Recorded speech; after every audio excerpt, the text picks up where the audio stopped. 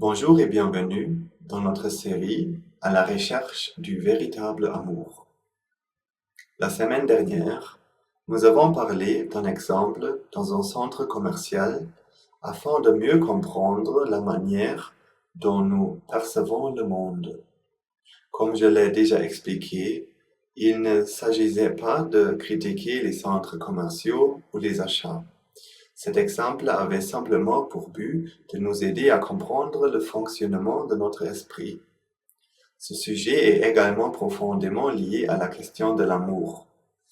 Dans les vidéos précédentes, nous avons déjà parlé de la différence entre chercher l'amour dans le monde extérieur et être capable de aimer les autres. Ces deux choses ne sont pas les mêmes. D'un côté, il y a l'attachement.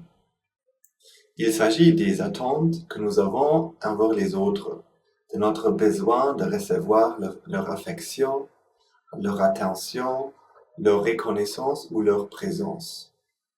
De l'autre côté, il y a l'amour véritable, ce que nous faisons pour les autres, notre responsabilité envers eux, notre volonté de donner plutôt que de recevoir.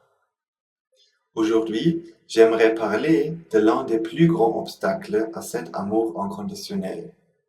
Cet obstacle, ce sont les préjugés, l'intolérance et notre tendance à juger les autres. Lorsque nous parlons d'amour inconditionnel, nous parlons d'un amour que nous aimerions progressivement développer envers tous les êtres humains. Cela ne signifie pas que nous aimerons moins les personnes qui nous sont déjà proches. Au contraire, plus notre capacité d'aimer grandit, plus nous sommes capables d'aimer profondément ceux qui nous entourent. Mais nous découvrons également que notre cœur peut s'ouvrir à un cercle toujours plus large des personnes. Pourtant, il est facile de constater que nous ne ressentons pas la même chose envers tout le monde. Passons par exemple à des personnes d'une autre origine, d'une autre couleur de peau, d'une autre religion, d'une autre opinion politique ou simplement d'un autre mode de vie. La plupart d'entre nous ne souhaitent discriminer personne. La plupart d'entre nous pensent sincèrement que tous les êtres humains devraient être traités avec respect. Mais ressentons-nous réellement la même chose envers tout le monde? Si nous observons honnêtement notre propre esprit, nous remarquons souvent que ce n'est pas le cas. Certaines personnes nous paraissent plus sympathiques. Certaines nous semblent plus importantes. Certaines nous attirent davantage. Et d'autres provoquent en nous une certaine distance, de l'inconfort ou parfois même du rejet. D'où viennent ces sentiments? La plupart des gens pensent que la réponse est simple. Nous croyons que certaines personnes possèdent réellement plus de valeur que d'autres. Nous pensons que certaines méritent davantage notre admiration et notre respect. Mais le Bouddha proposait une perspective très différente. Selon lui, le problème n'est pas que nous évaluons mal la valeur des personnes. Le problème est que nous croyons que cette valeur existe réellement à l'intérieur des personnes. La société tente souvent de résoudre les discriminations en modifiant notre définition de la valeur. Autrefois, certaines catégories de personnes étaient considérées comme supérieures à d'autres. Aujourd'hui, nous affirmons que tous les êtres humains ont la même valeur. C'est évidemment une évolution positive. Mais le Bouddha allait encore plus loin. Et si la valeur n'était pas une propriété des personnes? Et si la valeur était simplement un sentiment apparaissant dans notre esprit? C'est ici que nous arrivons à l'un des enseignements les plus profonds concernant le fonctionnement de l'esprit humain. Le Bouddha expliquait que nous ne percevons pas le monde tel qu'il est réellement. Cette affirmation peut sembler étrange au premier abord. Après tout, nous regardons tout le même monde. Et pourtant, deux personnes peuvent observer le même individu et ressentir des émotions complètement différentes. L'une reste l'admiration, l'autre ressent du rejet. L'une voit un héros, l'autre voit quelqu'un qui mérite des critiques. Qu'est-ce qui a changé? Ce n'est pas la personne observée, ce sont les points de vue présents dans l'esprit des observateurs. Et c'est ici que se trouve un élément essentiel. Entre le monde extérieur et nos émotions se trouvent nos points de vue, nos croyances et nos interprétations de la réalité. Ce sont eux qui donnent une signification à ce que nous voyons. Autrement dit, nous ne réagissons pas directement au monde, nous réagissons à notre interprétation du monde. Lorsque nous regardons quelqu'un et ressentons de l'admiration, nous avons l'impression que cette admiration se trouve dans cette personne.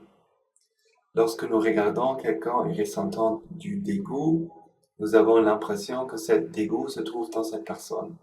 Lorsque nous regardons quelqu'un et ressentons qu'il a de la valeur, nous croyons que cette valeur lui appartient réellement. Mais est-ce vraiment le cas? Si une personne voit une immense valeur chez quelqu'un, tandis qu'une autre n'en voit aucune, où se trouve cette valeur? Cela montre que la valeur n'est pas une réalité objective. C'est un sentiment. Et ce sentiment apparaît dans notre esprit. De plus, il existe une relation très forte entre nos points de vue et nos émotions. Nos points de vue produisent des émotions. Et nos émotions renforcent ensuite nos points de vue. Un cercle se crée. Si je crois qu'un certain groupe de personnes est supérieur à un autre, certaines émotions apparaîtront naturellement. Et ces émotions me convaincront encore davantage que ma vision du monde est correcte. C'est ainsi que naissent les préjugés, les divisions sociales et les conflits politiques. Chaque groupe est convaincu qu'il voit la réalité telle qu'elle est. Chaque groupe considère ses émotions comme une preuve de vérité. Mais si nos émotions sont largement produites par nos points de vue, elles ne peuvent pas constituer une preuve objective de la réalité. C'est précisément pour cette raison qu'il est si difficile pour les êtres humains de parvenir à un accord. Lorsqu'une personne dit « cet homme est répugnant », elle croit décrire cet homme. Mais en réalité, elle décrit surtout son propre esprit. Elle décrit ses propres points de vue et les émotions qui en résultent. La même chose se produit lorsque nous disons « cette personne est exceptionnelle »,« cette personne ne vaut rien » ou « cette personne est meilleure que les autres ». Nous parlons alors davantage de nous-mêmes que de la personne observée. Lorsque nous commençons à comprendre cela, une véritable tolérance devient possible. Non pas parce qu'une règle nous oblige à être tolérante, non pas parce que nous essayons de paraître gentils, mais parce que nous comprenons le mécanisme qui produit nos jugements. Nous réalisons que nos émotions ne constituent pas une vérité absolue sur le monde.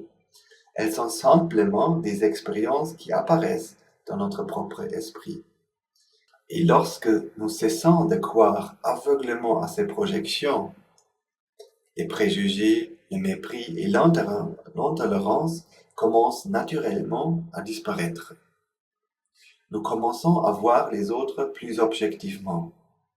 Nous cessons de diviser le monde entre des personnes plus ou moins importantes. Et c'est alors que le véritable amour peut commencer.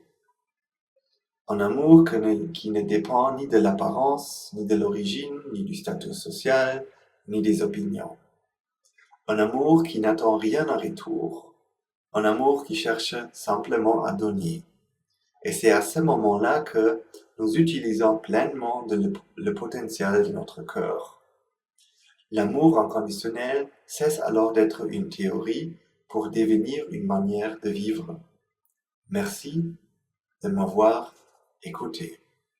Je vous souhaite une excellente semaine et je vous retrouve dans les prochaines vidéos.